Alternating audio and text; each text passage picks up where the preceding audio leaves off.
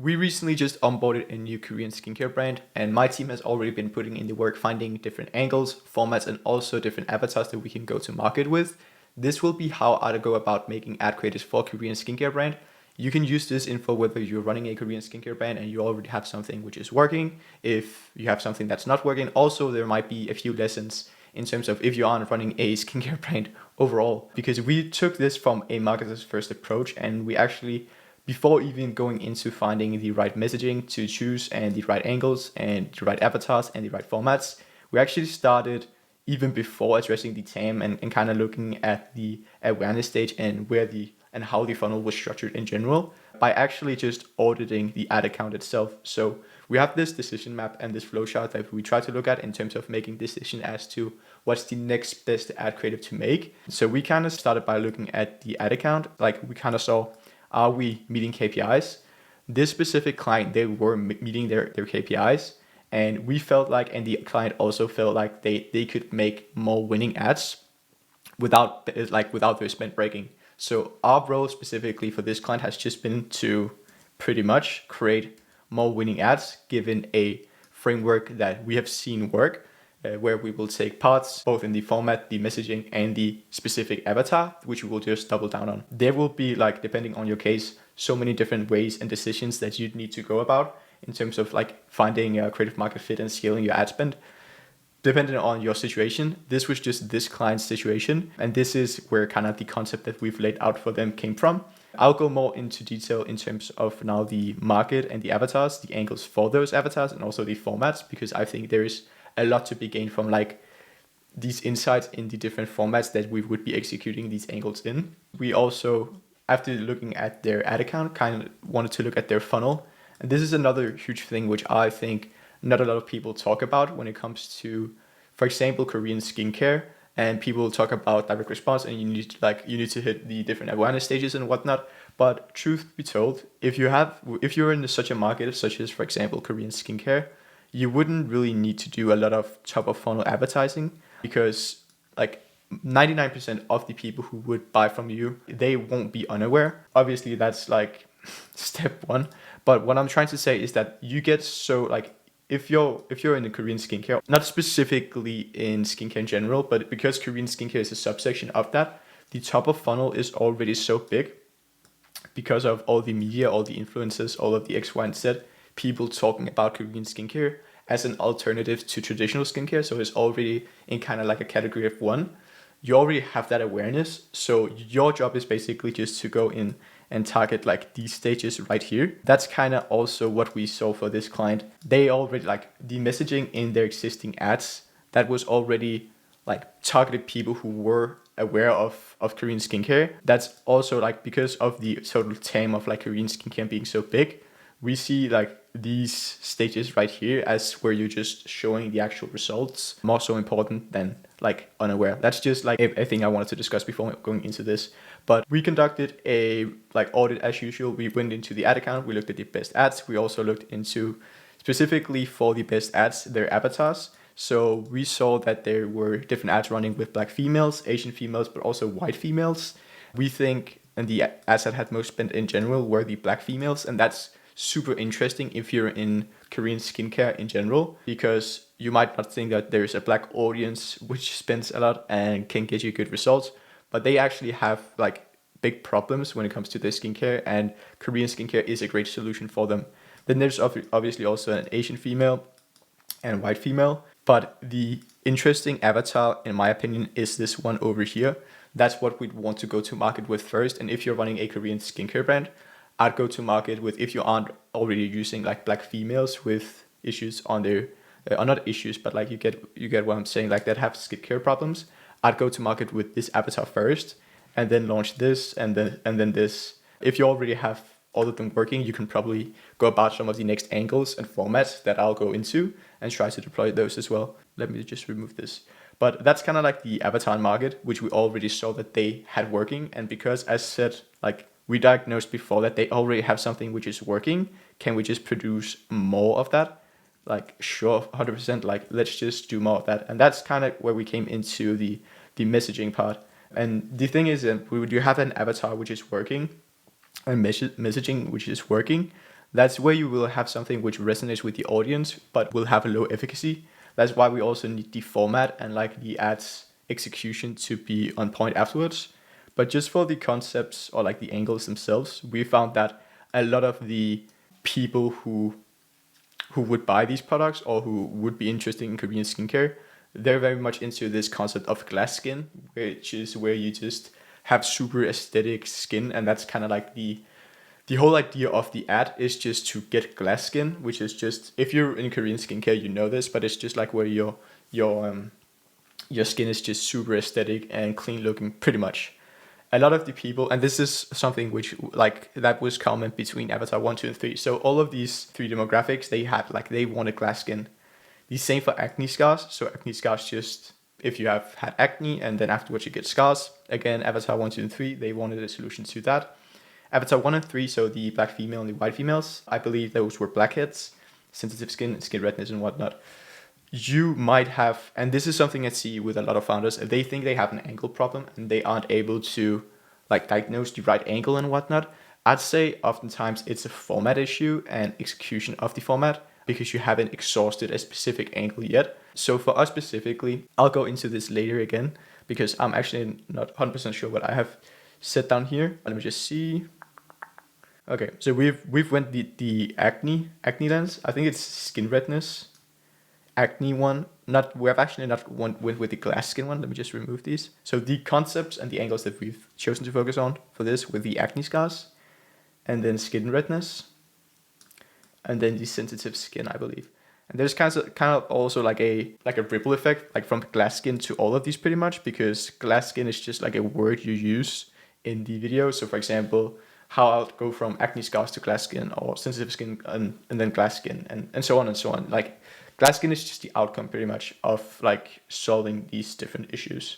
But I'd say in general, founders and marketers, they have a thing where they like to test a lot of angles, but but oftentimes you wouldn't have an angle issue and you would have been able to identify a lot of different pain points, a lot of different angles, but it's just the execution of those angles in the right format. Because as I said, like your audience might well resonate with this, but you will still have low efficacy. One, because again, if you're targeting Gen Z or Gen Z or whatever you want to call it, and you think about it from a sophistication level, sophistication, stages, marketing, the sophistication level of a Gen Z person, I'm not sure if I can pull this up. This is just how I go think about it. But like they know what a UGC is. Like if you can just pull up a shit UGC ad and then show it to the Gen Z person because they will call that out immediately. And then your trust with that audience and the ad's efficacy, it falls to the ground, and so on and so on. You just want to think of your audience as like these 25 to 30, 35-year-old people. They're the most skeptical bunch of them all because they know what all of these ad tricks like look like. So you need to have a format which resonates with them. So what we've come up with is basically these three like formats, which we see like those are three ones that we want to go to market with first and foremost. Yes, you can do like high production ads, you can do fake podcast ads, you can do shoot interviews and whatnot, but does that really make sense for this case specifically? Going back to like their funnel of like, let's just create more winning ads because that's the lowest hanging fruit, which is the easiest to do right now. So that's kind of like our goal, but yeah, I digress. The first like format that we wanted to test is the expert creator frame. So I actually built some examples down here, which I'll go into in just a sec. But yeah, that's the first one, which is basically just a creator having the authority of speaking as into like results and how they were able to achieve a specific before and after results. So all of these are based on before and after because we see that works extremely well in skincare. If you're trying to sell like the outcome of like solving your skincare issues, it'd be very smart to just have someone who can prove that. And in this video specifically, we want the creator to have that authority or to talk from a lens of authority because they were the one who had the outcome. And now they can speak as to, I tried this, and this is what you shouldn't do. This is what you should do instead because I've experienced this, X, Y, Z. Another one is just like a, let me put you onto, get ready with me. So get ready with me is just the standard video where you do your routine and whatnot. This is very suitable to how people and how girls specifically, they consume content natively in terms of finding new products and whatnot. So if you go back here, it's mostly like And this is for the format specifically. It's mostly on the upper level of the funnel in terms of like their awareness. It could also be down here, but that's just, if I had to think about it, it'd be more up here where the before and afters, and their mode here on the expert frame, it's mostly down here. But we're targeting these different stages of the funnel with these two formats.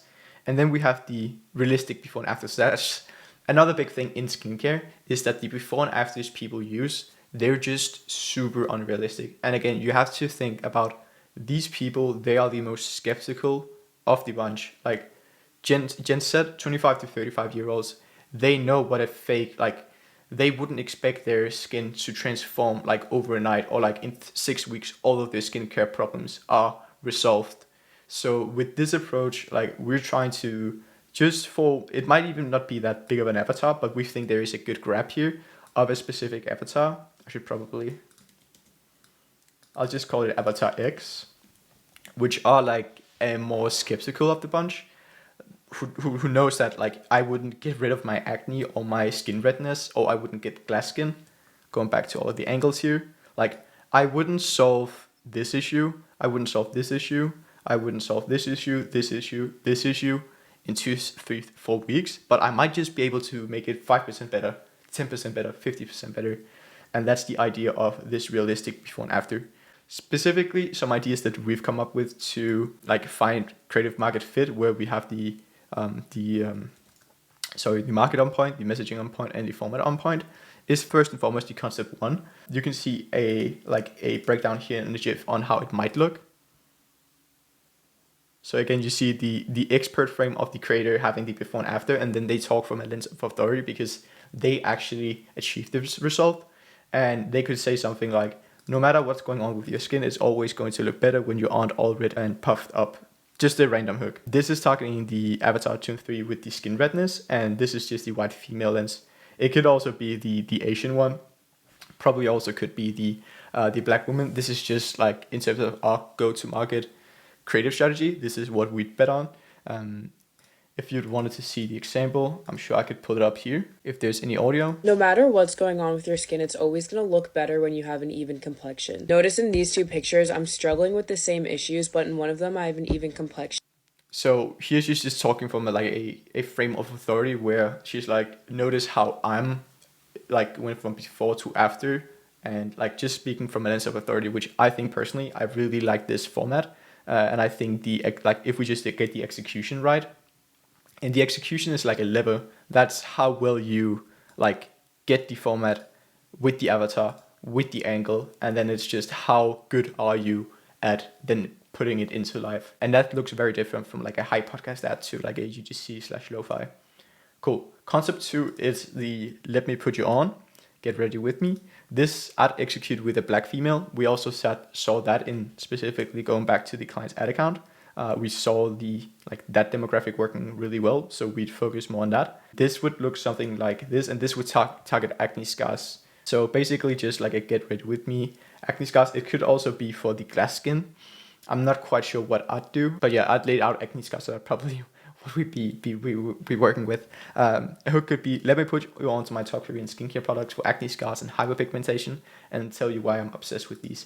Again, going back to like the funnel up here, mostly up here, but you'd introduce a lot of people to a brand. A lot of people would also be interested. They would click, and they might end up buying right there and then. This is just something like a format which hits a lot with that type of audience. Let me put you on to my top Korean skincare products and tell you why I'm obsessed with these. Starting with the Rose PDR and super aesthetic, selling like the outcome of like having this.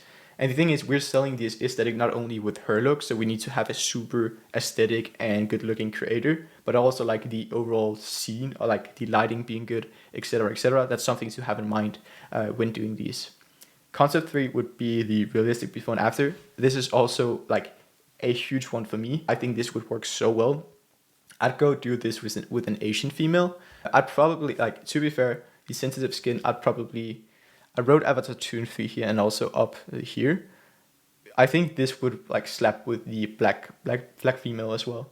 I'm not sure if I'm like politically correct with like black, Asian, and white females. Like, you can flame me in the comments, but either way, sensitive skin, the Asian female to start with, and then a realistic before and after. For example, if you have sensitive or acne prone skin, these are my top 3 products that I recommend in your skincare routine. Then play this video before, after. So you can see it's very like realistic.